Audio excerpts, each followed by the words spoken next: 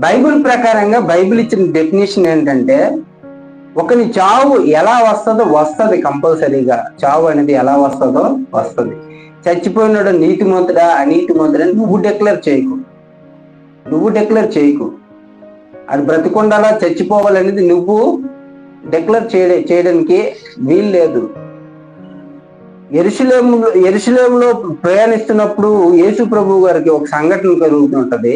గోపురము విరిగి అక్కడ కొంతమంది చనిపోతే ఆ చనిపోయిన వారి విషయంలో యేసు ప్రభు గారు అంటారు, బ్రతికొన్న వారు నీతిమంతులు కాదు, చచ్చిపోయిన వాళ్ళు అనీతిమంతులు కాదు.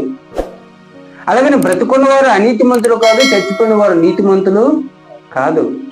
ఎవరు డిక్లేర్ చేయకూడదు. వాళ్ళు ఎలా చనిపోయారా? ఒక చావులో ఉన్నప్పుడు మనం వీలైతే వాదార్చాలి, ఆదరణకరమైన మాటలు తెలియచేయాలి. అంతేగాని ఆ చావును మనం అవకాశంగా తీసుకోకూడదు. ఏ విషయంలో కూడా మనకు వచ్చినప్పుడు, మన కుటుంబంలో ఏదైనా చావు ఎదురొచ్చినప్పుడు విసుగుదలతో కూడిన మాటలు దేవుని మీద జల్లేయకూడదు. ప్రేమ దేవుడు, ఎందుకంటే ప్రతి ఇంటిని కూడా చావు అనేది అలకరిస్తుంది.